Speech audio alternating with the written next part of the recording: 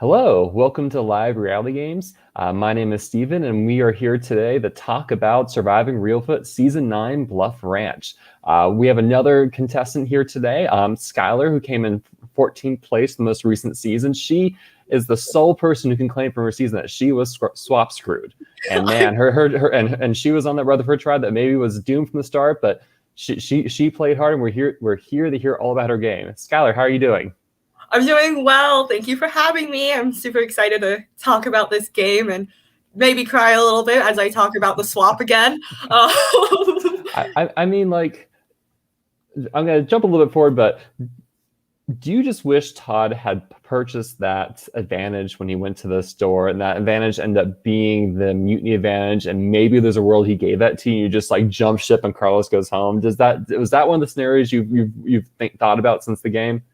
I've thought about that, but also I've thought about if I knew Todd had the idol of like, I would have gone up because he didn't tell anyone. Mm-hmm. He was really good at keeping it a secret, which good on him.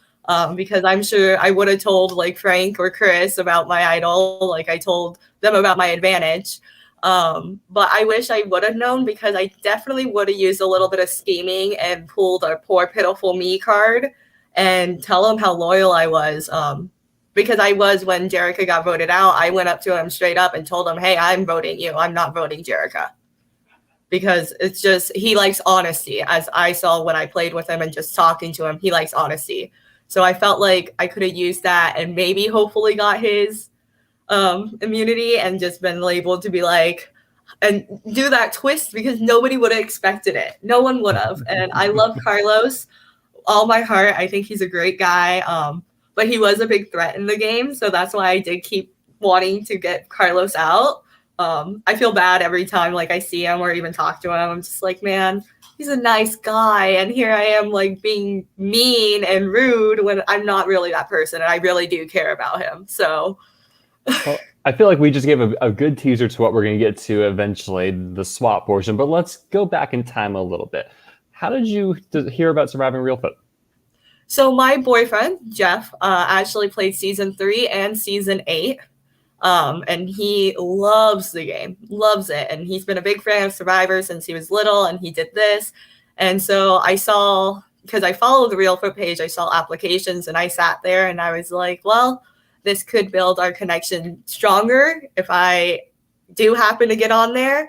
And I happened to get on there. I actually wasn't going to tell him until I forgot to do my video to submit. And Parker messaged him. So I wasn't going to tell him until I actually got an interview and be like, hey, like, this is what I'm doing.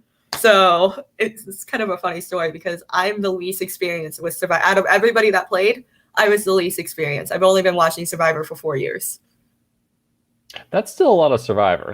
That's still a good 8 seasons or so, and you probably followed his Reelfoot season 2. Yeah, so, but still, like, everybody else has played orgs and all that. The only org I played was the circle. That's the only org I played. So that's why I found it really funny that people did see me as a good player, but also at the same time, there's way better players out there that knew way more. So they have that opportunity to be better, as well as I'm still like, I think that's why I was such a big mouth, is because I didn't watch enough to realize to be quiet. Just shut up. Like, that's all I should have told myself. Well, let's talk about your preparation for the game. Surely Jeff was giving you a bunch of advice of what tips and tricks of what to do, what not to do, right? Because he's played 2 seasons. Yeah, I barely listened to any of that. I should have kept, like I said, mainly it was like just, I did do the mom card. He told me that if there was someone older, definitely pull like the whole daughter card. So Sherry, there was a couple times in the video I kept saying, go mom, you're my mom, and all that stuff. So she was my mom. Through that whole experience. I definitely cuddled up to her, next to her, really close at night when I was freezing. But overall, I did do a lot of like looking for the idol too, because that's just what I've noticed. People that don't look for it end up regretting that they didn't look for it. So there was a time that we played the ball, getting the balls in the holes. And we dropped the ball, and I always saw in the Survivor that the idol, or like a clue to the idol or whatever, could be underneath the where they're playing. Mm-hmm. So I kind of bend down and I was like, well, that's the end. noticing like, hey, like I'm looking for this, but nobody kind of knew. They just thought I was upset. So you regret not idle hunting the first 30 minutes of the game, apparently, because it took Todd 40 minutes to just snag that and run. I'm so upset. Like I was sitting there, we all were helping with camp, but I was so focused on like trying to help out with the camp, because that's also what Jeff told me. He's like, try to help out as much as you can, because I didn't know how to build fire. I had no idea how to build fire. I still can't build fire either, don't worry. I watched Frank, so hopefully, like, if I ever have to do it, me watching him kind of like, because he's the fire master. He was honestly a fire master. I'm upset that, like, I'm actually grateful that we had him, but like, if he ended up having to leave, I would have bawled my eyes out during that, because I was like, great, you guys just got rid of our fire master. Like, come on. So, but overall, there wasn't a lot of prep for me, besides, like, I did watch a few extra seasons of Survivor, but I was just kind of going into it blindfolded in a way, like, if that makes sense. Well, did you have any idea of how you wanted to play, of what you saw yourself doing, or how you wanted to approach the game? So I definitely, first, when I got interviewed, I wanted a girl alliance, and that was still up all the way up to the day zero, is I wanted a girl alliance. And it ended up being the complete opposite. I ended up allying with a bunch of guys, which I felt like was better. And I wanted to pull a Parvati game. I really wanted to kind of follow her footsteps. Like, you know, that flirtatious, like, girl that kind of like wheezes her way, but does deep, big moves. But I'm not flirtatious. I'm awkward. So I can't do that. I'm very awkward. So the game begins, and Reelfoot always begins with the kind of this strange opening lunch, right? All the players there, you meet everyone, you're eating lunch, you don't know tribes, you don't know anything, but you're like, well, I guess here could be my allies and competition or whatnot. Tell me about that. Who were you kind of liking? Who are you kind of like, I need to watch out for this person? Well, Todd was definitely the one I said I need to watch out. As soon as he walked through the door, I looked at him. I'm like, please don't be playing. Please don't be playing. And it turned out he's a big guy. He would have destroyed me at challenges if we ever, like, you know, made it to like merge or whatever. He would have destroyed me, I thought, because I'm like 110 pounds and barely can like lift up like a bag of rice half the time. So seeing him was really scary. I did talk a lot to Kenny and during that day too. So I was really hoping Kenny was on my tribe, because I wanted to work with him really bad. So well, soon you get your tribe divisions, and you don't have Kenny and you have Todd. So were you happy with that? Or you're like, at least I'm not against Todd? I was happy that I was not against Todd, because he was on our team, and I was like, cool, big guy, like he can lift heavy things. Like, I was happy. And then once I got to meet him, he was like a big teddy bear. Like, I didn't feel threatened by him at all. I thought he was just the nicest guy. He was a dad, and like, he had his morals straight, and he knew who he was. And that's why I respect him a lot, is because that's just who he is as a person. And he was being himself, I thought. I mean, I could be completely wrong, but I saw him being himself. I was upset Kenny was not on my tribe, though. I was very upset. Like, I looked over and kind of did a little crying face in a way, because I wanted to work with him so bad. I love Kenny. Still do. That guy's amazing. Well, talk me through the rest of your tribe. Like, what were your initial impressions of the rest of the Rutherford tribe? So I really did. So this is a funny thing. Frank, I didn't know if him and I would get along, because we just had two different, like, just looking, because I haven't talked to him yet. I didn't know, just his looks and everything. I was like, I don't know, like, if he's going to like me, because I am that loud and very peppy girl that just, like, I do it what I want to do instead of going with what everybody else wants to do. And I just didn't see him respecting that in a way. But turns out he became one of my closest allies later on in the game. Jerica, I didn't get along. Like, I didn't talk to her, so I didn't know if her and I would get along. But I did notice when we all met and we were all in that room, she was doing numbers. She was very into numbers and counting how many people were here, and just I could see that her mind was dangerous. She was very dangerous. So I was scared of her, to be honest. I was very scared of her, just the way she played. I never knew she played other games in the past. Until later on when we all talked about it, I just had no idea. Nikki, my Nikki Mouse, the sweetest girl you'll ever meet. Like, the sweetest. She reminds you of those, like, in those movies, how there's always that nice blonde girl that just everybody loves. Like, that's who she is. She's the best. Sherry, my mom. I knew right off the bat, like, she was going to be my mom, and I adored her. And Chris and I loved working with Chris. He was within, I didn't know time, but I want to say like 45 minutes into the game, he came up to me because we're both smokers too. And so, you know, you got to align with the smokers. Otherwise, they can't take us both out at once. So one has to go and the other one has to quit, I hope. Quit cigarettes. And me and him aligned right away. We just had a really great bond and connection that I knew we would have had when I saw him. I just knew it. So who else was on that tribe? Carlos. I think we have to talk about Carlos and Aaron. Oh, Aaron. I felt bad. Aaron and I really like didn't talk, or did I like ever like see him as a threat. I just saw him as someone who could be a threat later on in life or in the game. But he was nice. It was actually funny when we were doing that crop circle thing. Me, Nikki, Jerica, and him were the only ones out there at the point because they all were getting extra sticks or toilet paper, whatever it was, the bones. And we all had flowers in our hair, and we would have loved to do a flower power alliance, but it just never happened. We all were too scared to just start talking about it. Mm-hmm. I do respect Aaron, though. He was such a great guy. I'm actually really sad, which we'll talk later about that when we got to MIA camp, that he did get voted out first because he didn't deserve it. He really didn't. And Carlos, I thought Carlos and I was happy Carlos was on my tribe because we are close in age. So I thought it would be great to finally have someone close in my age I can kind of relate to in a way. But little did I know, as the game went on, that I saw that he would be a really, really big threat for me. Very big. So that's interesting because so I'm looking at the stats. So you're tied for the second youngest player for the season, right? Did you feel like a disconnect from some other players because you were younger? No, actually, I get along better with older people because I do I can act older for my age.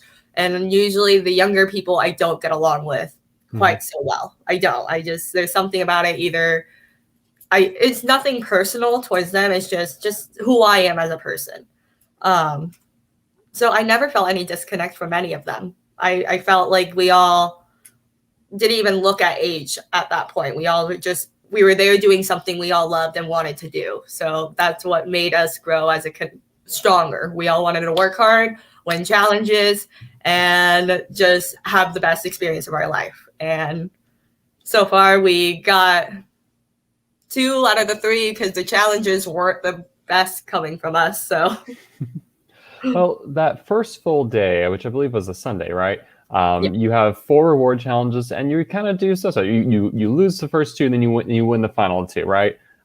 Walk me through that day. You can talk about the challenges, or talk were there any alliances starting to form with you around camp?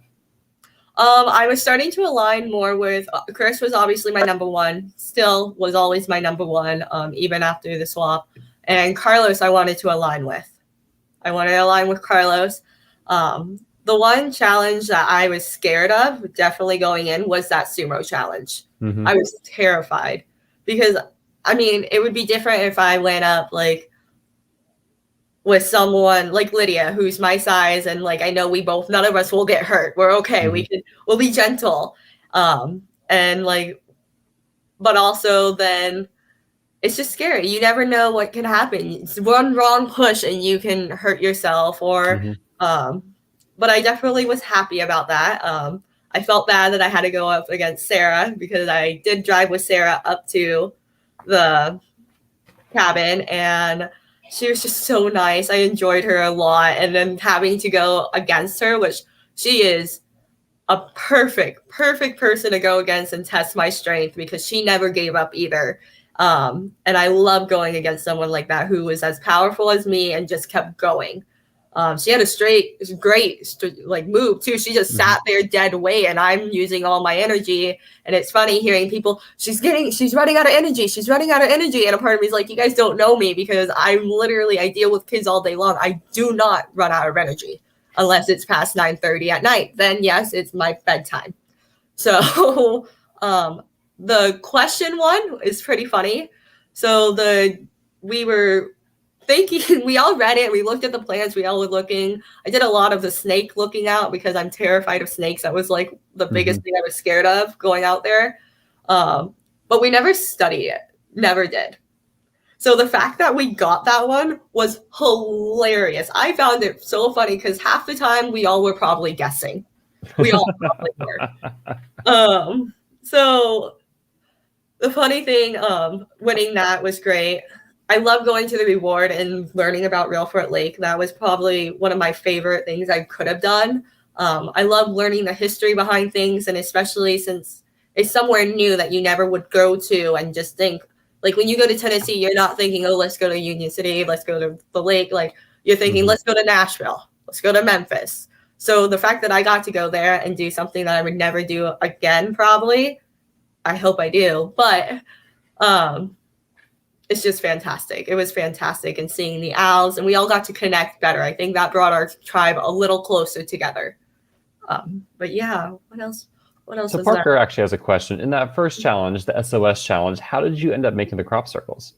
So I don't remember if it was Frank or someone else, but Frank had some rope that we got from the store, and then he got a long log, and he made it to where every time you walked, you pushed it down with your foot, and you kind of just kept going through the crop circle, and you kept doing that and flattening out the grass. And then we all took turns. Frank did a lot of it. That man literally could live in the woods and survive just fine. I don't understand like how anybody could do as well as he did living in the woods. I don't get it. He did it though.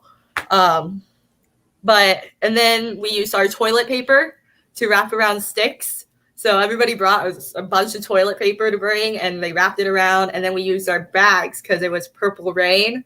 We just thought, that was funny. And we stuffed it with, we didn't stuff those. We just made them into raindrops, and we used the Ziploc bags and stuff, toilet paper and that, and made them clouds. So it looked like they were raining purple rain. And then the bones, horrible bones. I still get terrified of talking about bones because of how much it cursed us. We got a mat, Todd or Sherry. I think it was Todd's mat.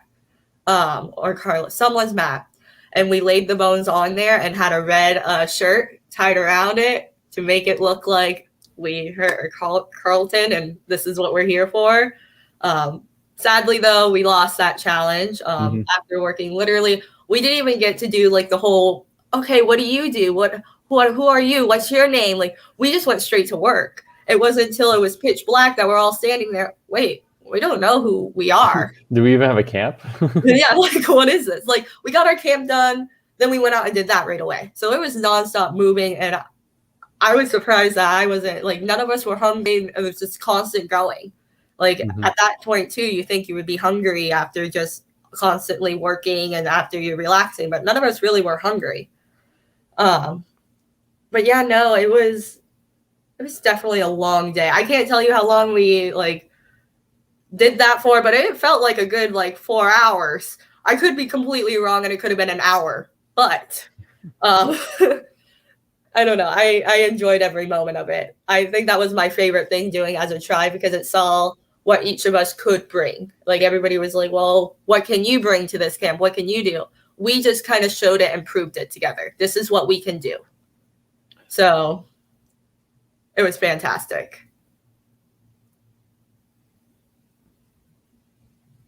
So you talked a bit about how Chris was your number one. You were in with Frank. What were the others? Were there one or two other strong connections formed over the course of that reward day for you? Sherry will always be that strong, and Jerica. So when I wasn't really sure about how Jerica and I would connect, we ended up connecting really well after that. We were sitting over there when they were doing the quiz and everything, and we would look at each other and be like, it's C. She'd be like, it's B. And I would be like D or something. And I was like, at least we can get our answers right. But I think that's the start of our bond and how I did want to work with Jerica. I really did want to work with her towards the end. Yeah. So who were you thinking of to be the first vote? Like, you end Sunday, tomorrow's immunity challenge is going to begin. Who are you eyeing? Like, who are you saying, this is a person I need to get out, or like, who is just not part of my alliance at this point? To be honest, I wasn't thinking of that. I was not ready to think of that because I did love everybody. I thought they all were great. The fact that we all were getting this close together and just kind of talking and being human, didn't matter what we looked like, how we smelled, anything. It was just, we're people too, doing something we loved. And I didn't have my eye on anyone. I was a little scared of Nikki, but I didn't want her to go out first. That's definitely not what I wanted. So I'm happy she didn't.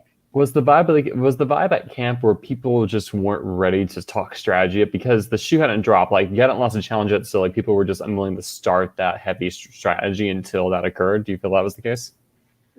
I think so, but I could be wrong. I could have been on the outs on a lot of parts. I know Chris and we had a few ideas of what we were doing. We were kind of strategizing on that part. But it wasn't anything too severe on like, this is what we want to do. This is like what we were thinking for the next day, because we were hoping we would go in on that challenge and win it. And sadly, the only reason we probably didn't win it, though, was because of the hole in the bucket. We got a hole in our bucket. So our curse hit us once again. So talk me a bit through this curse. Was the curse the fact that you all found these bones that you used in the SOS challenge? Yeah, we digged them up. So you dug up these bones? Wait, how'd you find them? So there was one bone sticking out, and our tribe handler found them. And so we all just kept kind of pulling them out and finding more and more and deciding to use them. And then we brought them with us after our SOS challenge, had them sitting on our camp. And I forgot who it was. Someone said we should bring our these bones with us to every like challenge when we go to a challenge. I'm happy we didn't do that because we probably would have lost more than what we did lose before. What kind of bones were these? They could have been an animal bone. I hope they're not a person bone. Then that could definitely show you're cursed. Yeah, it definitely was an animal bone. At first, being the blonde I am, I was like, are these human bones? Because there was like one bone that looked like a human. And then as you pull them, they got bigger and bigger. And it's like, unless this human was a giant, there's no way that this is a human bone. So I don't know what kind of animal it was, though, and why they were buried. Like, honestly, they were, it would be different if they were just laying out, like the one that we found, but you kept going deeper and more kept coming out. So at the end of it, most of us purples, we did go and reburied the bones to kill the curse. So and did that work out? I don't feel like it maybe did. No, because purple didn't win.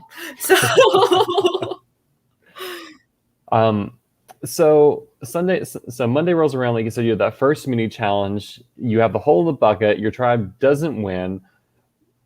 Aaron eventually starts getting voted off. And by the way, Parker says that he thinks it's a deer, but we'll never know. We'll never know, Parker. But so you lose that first challenge, and Aaron ends up being one voted out. Walk me through the strategy. How did it get to that point? So, from what my perspective is, and now listening to what Aaron had to say at MIA camp, I feel awful about this. He was taking more naps than normal and instead of socializing as much. And I didn't know, because he was not feeling well after the first challenge, if it was from him not feeling well or if it was just him being tired. And a part of me is like, if you're sleeping through this early of the game when you really should be building connections, it's not a good look on you. Sadly, I found out later on he was preparing because he didn't think he would be able to sleep because it would be raining and stuff, which is an awful, like, when he told me that, my face, I went pale and like I felt awful for doing that. But so far that's what happens, though. That's literally the first easy vote, is if you don't have the connection with someone and you're not doing as much as other people are doing, then you're the first one out. Do you know who threw Aaron's name out to you, or where it originated from? I think it was just all of us kind of looking at each other and just kind of agreeing that it would be him. Well, because what's interesting, it ends up being a unanimous vote. It's a 9-1. You even get the prisoner of war to vote with you. So you don't really have any former alliances flushed out from this. Yeah, no. So I think it was just a gut telling us, like, hey, we're all strong. We're all hard workers. Not that Aaron was not a hard worker. He was definitely a hard worker. He just wasn't building the social skills of staying awake and kind of, because we all were tired. I will admit I was really tired and wanted to sleep as well. But I knew if I fell asleep, somebody can walk away and they can be talking about me. And I did not want that. So my thing was, I'm going to listen to a lot of conversations, and some conversations I never knew happened, but I'm going to be listening to a lot of them and watching who walks away and for how long they walk away. Because if they're gone too long, I'm going to walk my happy butt up there and figure out where you guys went. Why are you talking this long? Like, what's going on? I think that's also what kind of pinned me out too. I was too nosy. I wanted to know everybody else's business and not stick to my own. So one thing we haven't talked about is the two twists of the season, really. There was the surplus store, and then there's the prisoner of war. Let's talk about the prisoner of war first. What were your thoughts on the twist? And tell me about, because you were the first ones to experience it with Lydia coming over. How was that?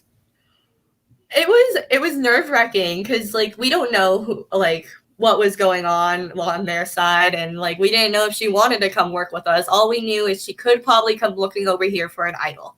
Mm-hmm. And that made all of us a little uneasy. Thinking back, I wish I would have kind of connected more with Lydia when she came, because that could have been a number on our parts if we ever did have to work together and say we all merged and there was more red and Lydia was still in that, she could come and work with us because she did not want to work with Red Team. Mm-hmm. But we had no idea. Our thing was somebody else is coming to our camp. Mm-hmm. It was for me, it was nerve-wracking. I was terrified. I didn't want the idol to be found because I didn't know the idol was found within 30 minutes of the game. So I thought it was still out there. But also I thought it was pretty cool because say you are low on numbers and this rep person on the other tribe comes, you can kind of sway them into saying, hey, this is what I have. This person needs to get out because of this, this, and this. And there's a chance if you get them to them first, they might go with you. Mm-hmm. So I'm happy I didn't tell Lydia who to vote for. I'm sure somebody else did, because the fact that she voted for Aaron either made her very observant, which she is a very smart girl and very observant, so I can see it happening, or somebody told her. Mm-hmm. But I don't know that part. So, yeah. So what about the surplus store, right? Because I think, remind me, who in your tribe had visited the surplus store? I know Carlos was the first one who did, and now I've heard that kind of really painted a target on his back. It did. That's when I started losing trust in him, sadly. He went to the store, and obviously you don't know how much things are when you go there. Mm-hmm. You have no idea. And so he came back. I forgot what he came back for. But one thing that really did a red flag on me was he came back with a toilet paper bin to put our toilet paper to keep it dry, which would have been great. But we already had Ziploc bags and everything. Mm-hmm. So I didn't know if they would have hid something in that box. So when he bought it, he opened it and put it in his. I had no idea. Obviously, watching The Little Survivor, I knew there was always some kind of advantage or something when the person is gone. Mm-hmm. Then I went to the store.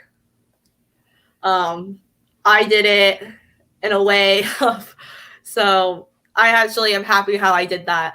So I went there. I knew we needed a tarp, and my tribe was talking about sunflower seeds the night before, something like that. So I got a bag of those, and I saw an advantage on the table. I didn't like the price of it, so I was trying to talk Pete into giving me a better price, which I ended up getting.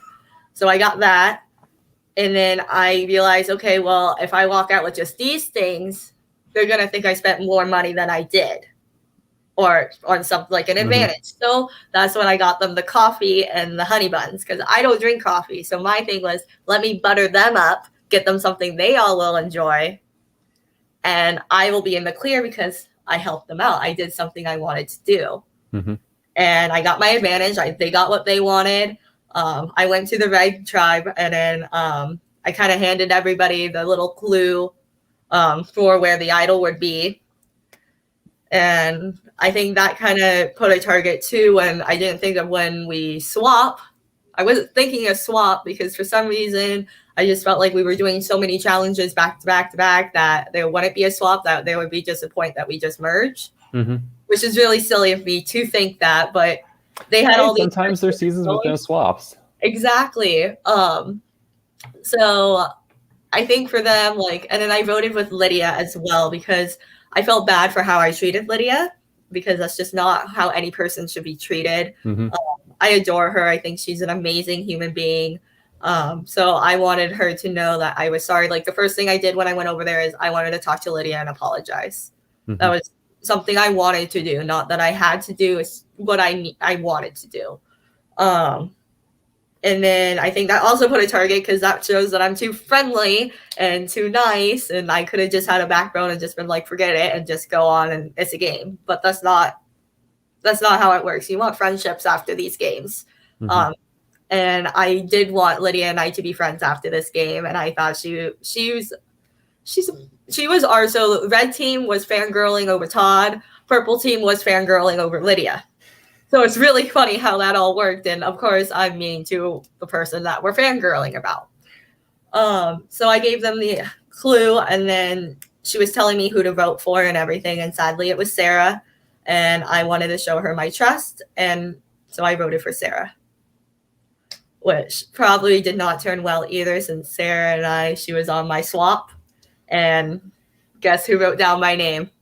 So good on her, though. You know, karma comes back, and she had every right to do it. So I'd like to back up just a little bit to the second immunity challenge, right?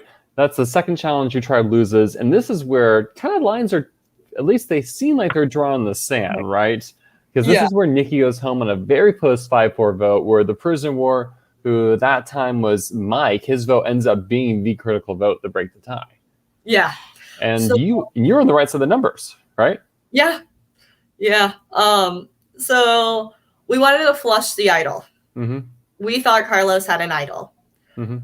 So with that, we decided to do a majority on Carlos, and if he so happened to pull an idol out, then it would have been Nikki.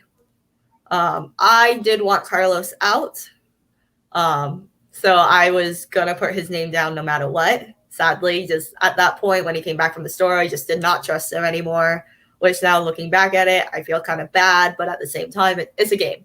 He's a good player, so good players need to go. Otherwise, they end up making it all the way to the end. Nikki, she was scary. I feel like even if we would have swapped that day, she would have made it in further, because just who she is as a person, which maybe because she didn't get to play for as long, we would have saw a different Nikki. But she's a sweetheart. I can't imagine anyone not liking her and wanting her out. I feel like they would have kept her because she is so loyal, so kind, so funny, and just worked hard at camp. So for her to go, I was very upset. And from what I heard is that Mike told Nikki that her name was brought up, because Nikki was not, from what I know, she had no idea that her name was being brought up. And that day, like, it was pouring down rain, and that's when you just see nobody's underneath the tarp, maybe a few people, but everybody's all walking around talking to different people. And right then and there, I knew I was aligned with Frank, and I knew I was aligned with Chris. Jerica as well. But overall, there was nothing. I didn't put Nikki's name down. I did put Carlos' name down. So did you think Carlos was going home? Do you think it was going to be a majority on Carlos, or so you were surprised that Nikki went home then? Well, so kind of yes and no. So I was thinking Carlos had an idol, but also we all were kind of saying that Chris would also go home, because Chris was having a hard time with the challenge. Him and Carlos were having a hard time, so we kind of just said it was Carlos and Chris. And then so, well, obviously Chris' name was not going to be, that was a decoy. Yeah. And so we were hoping that he would use his, just drop it. I know they wanted to get Nikki out. Try to remember back how like exactly it happened. I knew Nikki was the second choice to go, though. I didn't know she was going. Did I not know that somebody else, like, I if he didn't use the idol, I was expecting him more to go home than her. So if that makes sense. Because what's interesting is you vote Carlos, right? And then the people who vote Nikki include Jerica, Frank, and Chris. Like your top three all vote opposite of you. So it's not apparent just from looking at the voting spread that you all were like really working together. Yeah, they did tell me that they were voting Nikki. And I knew just kind of like the Jerica vote too. They told me that that's what they were going to do. And as long as I was in the loop, I felt like I was okay. And I just told them we needed to use my vote to kind of get Carlos out too. Because otherwise we have a tie, and then the tie comes and it just gets more instead. I will vote for Carlos and everybody else will kind of do their own thing. So then again, like second tribal, yeah, we all were close, but we still didn't have like a set, like this is who we want out today. Gotcha. Especially because it sounds like this was really just an orchestrated vote split in a way. So it's really like you have a group of 7 all just really turning on Nikki, or rather a group of 6 kind of turning on Nikki and Carlos together. Yeah. So Carlos, I did want out. I just thought he was a sneaky player. I wrote his name down more than anybody else's name. So yeah, I think you wrote his name down. Well, actually, you tied. You wrote Todd's name down twice and Carlos's name down twice. I did write Todd's name down twice because I did not want to vote Jerica out. I was like, nope, not doing that. Because I did have a great connection with Jerica. And there was just something about her that if she came up to me and she's like, are you voting me out? I couldn't look at her in the face and be like, yeah, I am. So for me to tell her, no, I'm not voting you out was a lot easier than lying and saying I am. Yeah, I just couldn't do that. I would, like I said, I want friends after this. And sometimes like some people see it as a game and that's great, but others sometimes see it more personal. And I didn't want anything personal because none of it is personal. It's just a game for me. And I wanted to make it far. I wanted to make it further than my boyfriend and make it emerge. So I wanted to make it further. Is there anything else you want to say about that third tribal council when you end up voting out Lydia with the Carlton tribe as prisoner of war? Or do you want to jump to the fourth tribal council? So, there's nothing much to say about that. I actually did not want Lydia out. I was sad. I was told many different things. And for me to find out that it was just me and Lydia that voted for Sarah did make me nervous. It made me real nervous because I was sitting there like, what did I just do? But, I'm glad I did it, though, because Lydia, before I knew, we did think that maybe there would be somebody coming back or, something like that. Then if I'm still in the game, I have Lydia's trust and I can pull her into purple. Because she loved purple and we loved her, so. And it's kind of prophetic because that's kind of is what happens come merge as Lydia does go against the original Carlton and does ally with the Rutherford minority. So which makes me happy. When I saw that, I was definitely really happy for that. So the fourth challenge comes of the day. For the third time, the curse continues. Rutherford loses. So my understanding is really Todd was gung-ho on voting out Jerica. How, from your perspective, how did this vote evolve? I honestly don't remember because originally we all were going to vote for Todd. And really? Yeah, we all were going to vote for Todd. And then all of a sudden I get pulled aside from Frank and Chris and they're telling me that they're going to vote Jerica. What reasons were they giving for voting Jerica, and how did everyone just consensus say let's vote Todd? How did that come about? I wanted to vote Todd out mainly because I thought he was a big threat. I really did see him as a big threat, and especially coming from a Carlton and then coming here back to my camp, everybody loved him over there. Everybody did. So my thing was, okay, so what if he finds out that he was like their fan, like basically their fan base was Todd, and would switch over and work with them. I didn't like that. It just felt really uneasy for me. Little did I think, wow, Todd is a loyal guy, so why would he do that? Well, we'll get to that more later on. But I also just did not want to vote Jerica out only because we were so close of friends. I just did not like. So when Chris and Frank did tell me that, I was kind of more in shock that it was going to happen because I knew she was going home. I knew it. So here's a question from Parker. So why wasn't Carlos being targeted? Like we talked all about the second tribal council. We need to flush the potential idol out of Carlos. We'll put four. We end up having 4 votes in Carlos. Like, why was Carlos not then returned to as a target? Instead, Todd decided, like, no, let's push Jerica. We had to give him a break. No. I think it was more because I think if he had an idol, he would have used it that night. Mm-hmm. I think he would have, because there was more votes coming in for him. And he just didn't feel at ease either. Like, you could see him, like, I was watching him during the whole tribal, and he did not look happy. Like, it's kind of like he knew this was the end. And I felt like if he knew that, he's a smart guy, he's a very intelligent guy, and he would have used it. So I think that's why we kind of flushed that idea out the door. So what ends up happening is you, Carlos, Jerica, and the Prisoner of War, Amanda, all vote Todd. And your remaining 4 tribe members, Sherry, Frank, Chris, and Todd, all vote Jerica. Did you know it was going to be a 4-4 deadlock? I didn't think of that. I think because I talked to Amanda right when she came, and I told her, hey, we're going to vote for Todd. I think I don't think anybody went over and said, hey, we're going to vote for Jerica instead. Mm-hmm. So I think if that would have happened, I think there would have been no tiebreaker, and we told Amanda it's either Jerica or Todd, and I have a feeling she would have chose Jerica because she loved Todd. Like, even telling her that we're going to vote Todd was it was sad to see her expression. Like, but she understood why we were doing it. But I think if I would have told, or somebody else would have talked to Amanda, it wouldn't have been a tie. Go ahead. What was the vote breakout you were thinking it was me? Because you're not voting Jerica, right? So you at least know it's 2 votes on Todd, you and Jerica. Do you think it was gonna be like a 6-2 then? Is that what you're expecting? Yeah, I was expecting more majority all the way to.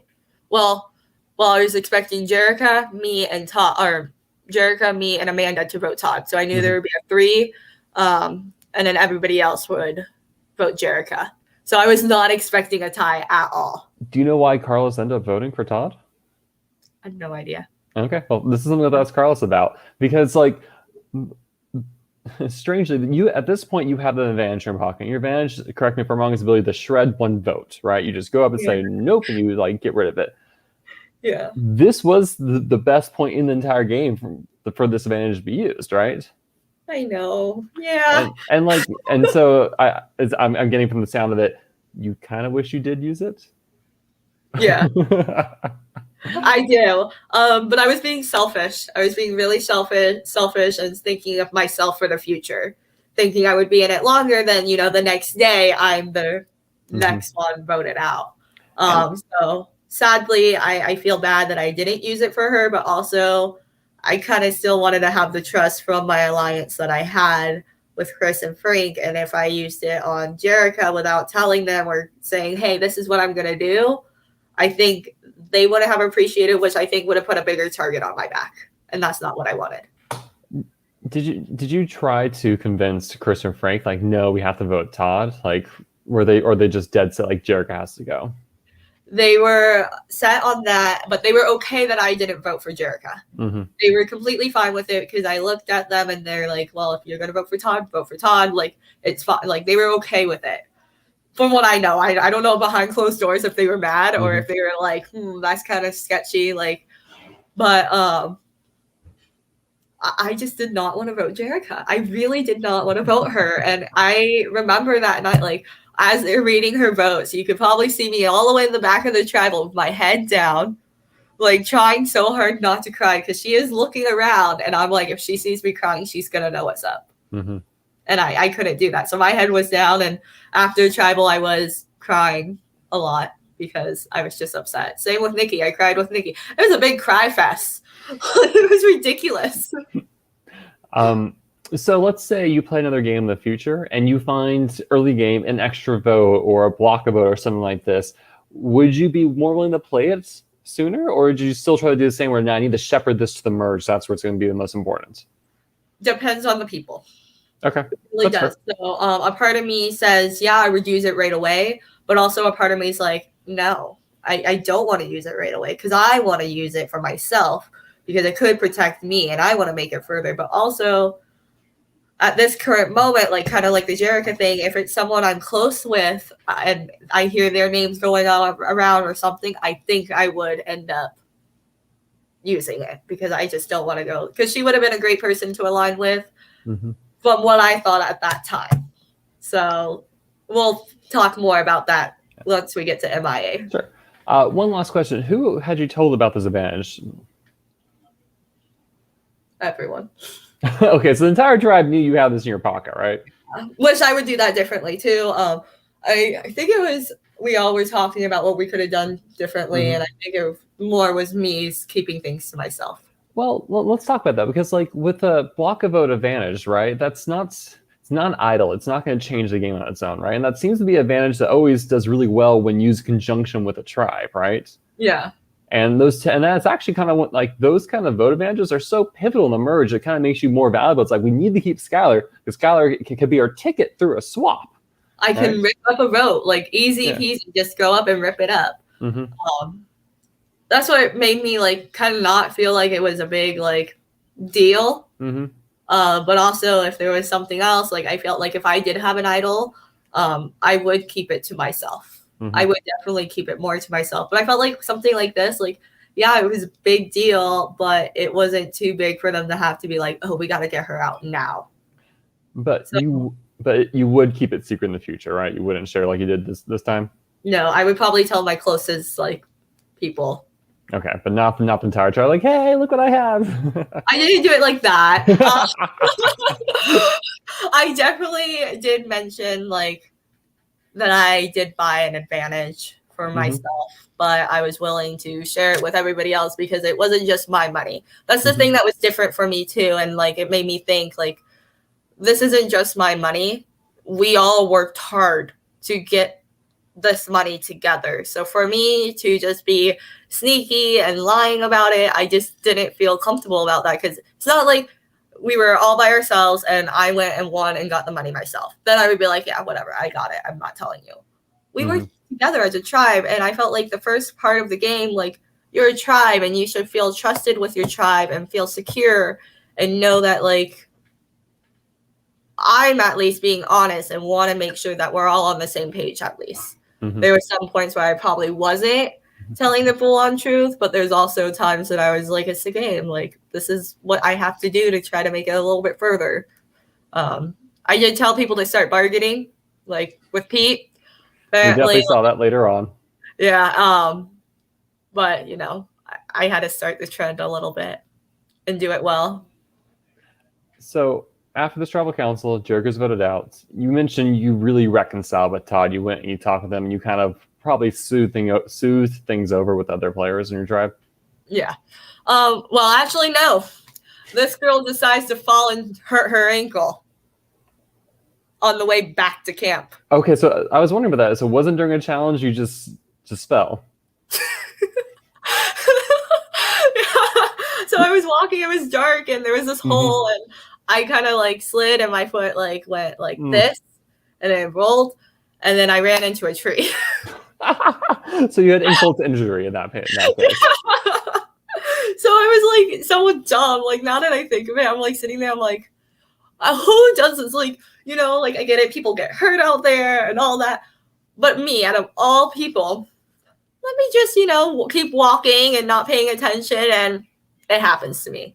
And I just like, it wasn't bad. I mean, I was still able to play, and nothing like that hurt me or any challenges. It hurt a lot, like walking back and forth. Like, it hurt. It really did hurt. But I wasn't gonna let that stop me because it was my own fault. Who doesn't pay attention when you're walking in the woods? Sad, right? You're finishing up. It's pitch black. I don't know if you have flashlights or not. It's like, yeah, but it's just so dumb. And that's why the first time, like when I did get voted out, I thought it was because of my foot, but it wasn't because of my foot.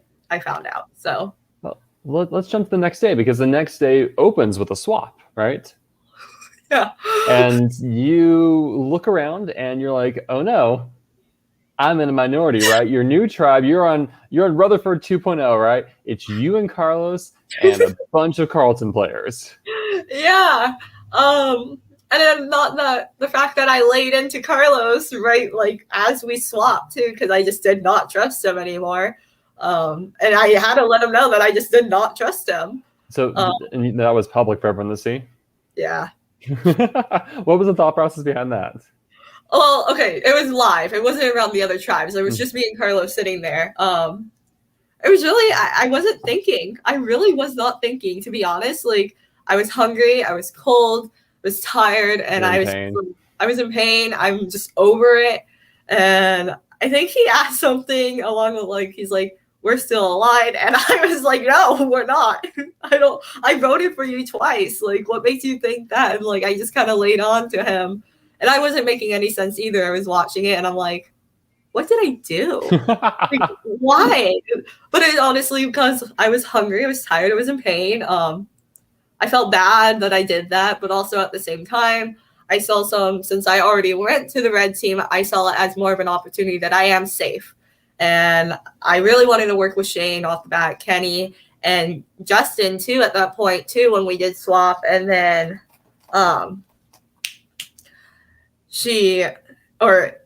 they all turned on me. So it wasn't like, and that's what kills me the most is I believed them so hard. Like I was blindsided. I really did not think I was going. I did not think I was going home. That's why I started crying. If I knew I was going and I was on the outs, I probably would have been like, all right, I saw it. But it was an honest, like, it was a shock. I was happy. I was not mad at them. They did a really good move because I know a part of me says I would align with the red tribe if I had to, but honestly, I wouldn't. I would try to have someone from the red tribe come to the purple side and stay with my purple strong. I really wanted that. And I knew it wasn't a good strategy to think like that, but that's what I wanted. I told them what they wanted to hear, but obviously they could see through my lies. And they either saw I was a social threat or they just knew I was changed and it wouldn't matter what they did now. Well, who did the best job at deceiving you on that new tribe? Oh, my good old buddy Shane. I hope he's watching too. Yeah, no, I definitely wanted to work with him and I trusted him so much. And that's what killed me.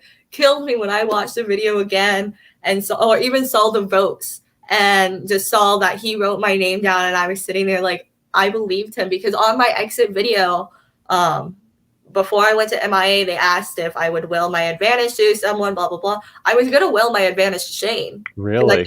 I had my back. Yeah. I was thinking of giving it to him and I was ready. And I'm happy I did not. Sorry, I'm not sorry if he's watching, but I'm happy I did it because he didn't deserve it. You lied to me. And I mean, you were playing a game and I get that.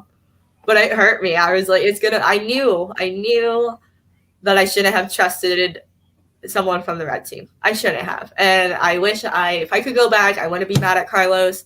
I would talk to Carlos and then we would have someone from the purple tribe come and that would be Todd. And hopefully we can get someone to kind of make a move with us to get someone out from the red tribe and make them have a better chance of making a big move. That's how I would have used it. Like, hey, if you make it to the final 3, final 2, whatever, you have this big move that you changed, but also you voted out a big player. Like that was my motive of trying to do. But if I would go back, that's how I would do it differently. And that's what makes me sad that I didn't do it. I acted like an idiot and I ended up getting karma again and getting voted out. So I guess, like, in your opinion, the best option would have been to go get Todd, get Carlos, you have your destroy vote advantage, and try to get just one person to flip, right? Yep. And I would have ripped up the other vote. And Carlos and I could probably still been in the game too at that point too, because Carlos swapped to a different tribe after that. And then, I mean, I probably still would have been at the red tribe, but I think not too long after that, Purple won the next few challenges. And I probably would have made merge and then I could have gotten back with my purple tribe. So if a big move is not an option, is there anything you could have done to make Carlos the target instead of you just get through one more round? Was there anything that you, in retrospect, you might have been able to do? I tried saying that he was a big threat, and I told them why. But apparently, they could see Carlos staying red strong with them compared to me. From what I heard, I haven't gotten watched that far of why they did that or asked the reason. But I think I tried trying to tell them, like, hey, this is why you need to vote Carlos, like this, and this, and this. And I think a part of them was like, well, that's a better option to keep him because then he can be the first out when we merge tonight, and then he can leave first and we can have a red tribe still and be more numbers that way, which sucks. So you get voted out and you're asked, you can choose to stay in the game if you want. We have a third hidden tribe, the Missing in Action tribe. You can go there. You can stay and have a chance to rejoin the game. Was there any? Would you ever have said no to that? Oh no, I was going. I was ready. I was ready to get going. So you go there and you meet your favorite people in the world that you've kind of have voted out. There's Aaron. There's Nikki. You've also voted out Lydia, and the only person you haven't voted out is Jericho. So you have 3 maybe unhappy people and Jericho who are there to greet you. So tell me about the reunion and just life in the Missing in Action camp. I never voted for Lydia. I voted with Lydia. You're correct. Okay, my bad. You're 2 for 4. 2 people you voted out. I was happy to see them and happy that none of them quit. To be honest, I was happy that I saw them all there. For me, it was more of a secure, like, I mean, Aaron was voted out first, so why am I sad? Mm-hmm. Nikki got blindsided because she really didn't deserve to go out second. Lydia, she just got put on the wrong tribe. And Jerica, same thing, was a tie, then blindsided that she got voted out. So for me, it felt like, yeah, I was blindsided, but I'm with these people because we all kind of got screwed in a way. Like, we all were out too early, way too early, because I felt like if all of us were on a tribe, we all could have worked together and we could have destroyed. Like, I know Jerica, Nikki, and Aaron and I were on a tribe, and we all didn't do that alliance that we wanted to do in the beginning because we were just too scared to start talking about that. But even if Lydia came in, I felt like it would have been a powerful team, a very powerful team that nobody would expect. Getting there, I was sad. I was very upset. But being with them made things 20 times better.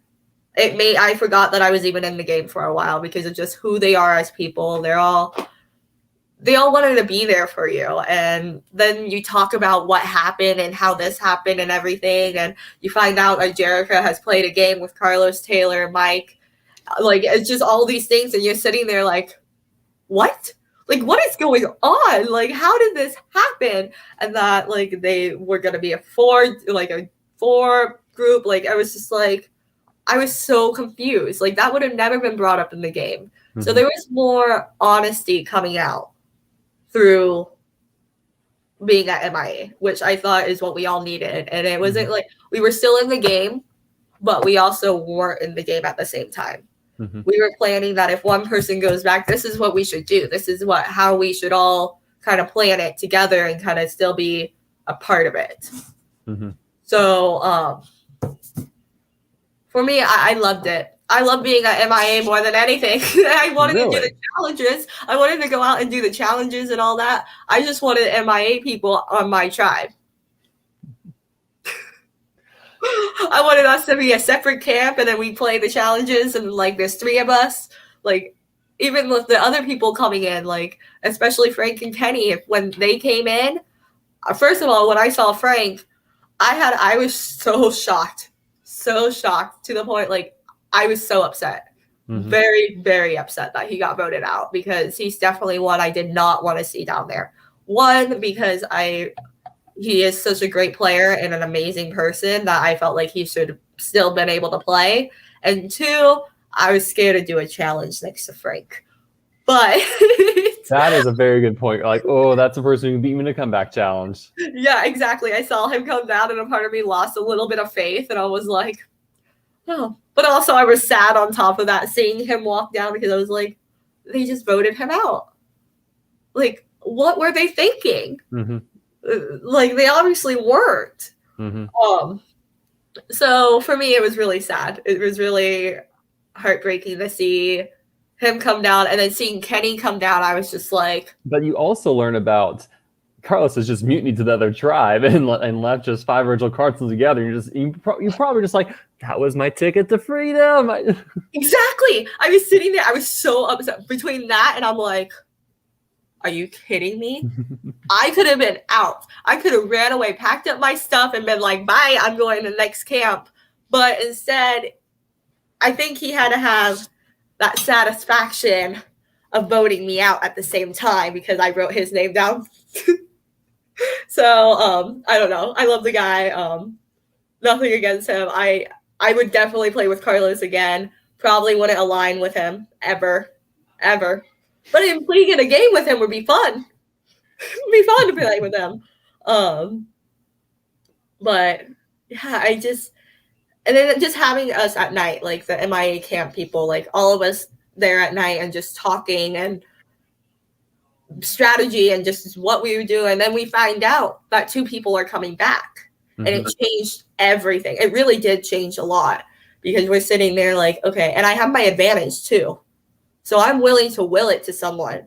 If Frank made it in, Frank would have gotten my advantage right off the bat. But also I wanted Lydia to have my advantage. Mm-hmm.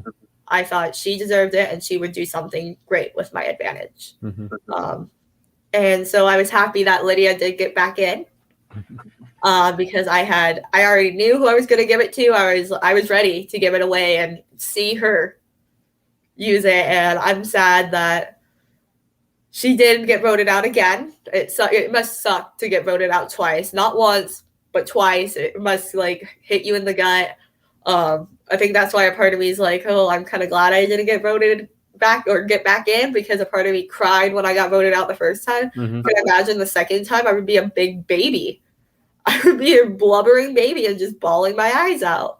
So I was happy she got in. I was rooting for her. I wanted her to win. I thought she deserved it more than anybody else there in playing that game. Lydia deserved to win. My opinion.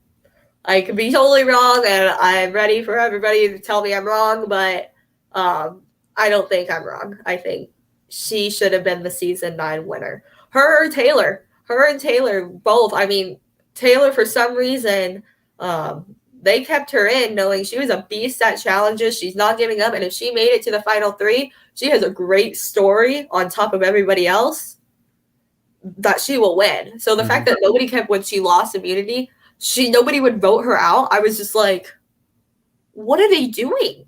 They're not there's something going on up there that I'm not seeing, and it's driving me up a wall. It's driving me up a wall to why that's not happening. Love Taylor too. She's my cripple. Every tribe, both of our tribes had a cripple. So I was gonna say you were both together having a hurt leg. So it wouldn't be fair if just Carlton had a cripple. So I had to make it fair. So that kind of encapsulates your game. Is it okay if I toss a couple of rapid fire questions at you? I just want to hear some top moments or thoughts from you about things. Okay. What's the one person you wish you had a chance to work with? Lydia. I wish I worked with her. I did. I mean, do you count the red when I went to the red track camp? Because I kind of did work with her then. Mm-hmm. So if it wasn't for her, I would love to work with Amanda. I think us being 2 teachers, I think we would have been really annoying because of how loud we are. But I think just seeing 2 teachers come together and just kind of battle it out with everybody out together would have been great. Would have been fantastic. If you could change who you target at that very first vote, who would you try to vote out instead of Aaron? Carlos. Okay, Carlos, gotcha. I think I have his vote too. Hold on. Just to make it clear. I would vote. Wow. Okay. Favorite challenge?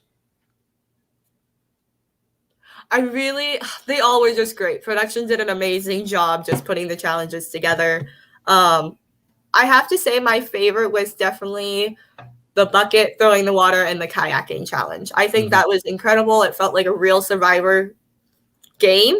So it was just incredible how they all put that together. Even though I didn't get to kayak, I'm still happy for everybody else that got to kayak and the red team that won even. Like, I wish we would have won, but that was an amazing challenge.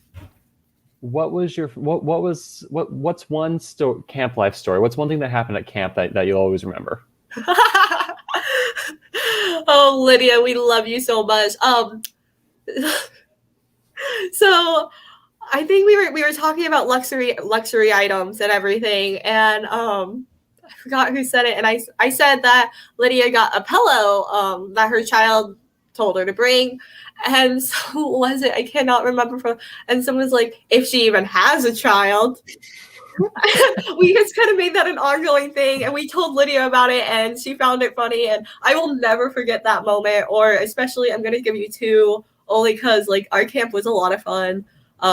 Chris brought a ukulele, so at night, the first night, we all laid down, and I think Carlos was playing it, and we all just started doing a little lines, like singing a little part of something, and just.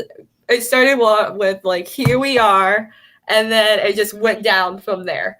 Like, it was nothing like worth. I wish we had a video. I wish we had like the old iPods so we could record every like thing that they weren't recording. I mean, we didn't need the time on it or any of that. Just something where we could record it ourselves. But for that, the fact that I have those forever in my head will be the best thing ever. What was the hardest moment for you?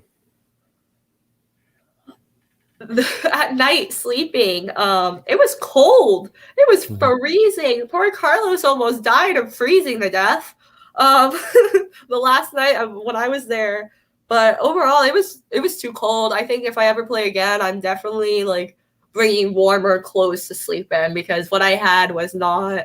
I'm from Arizona, so for me, when I go out to sleep at night, like, yeah, you could have a long sleeve or like leggings on, but out there you need like a ice coat, like when you go to Alaska, and like a whole like pantsuit and all that. Like, it's freezing. That was the hardest part for me. I think I could have gone without food or any of that, and not knowing time. I hated not knowing the time.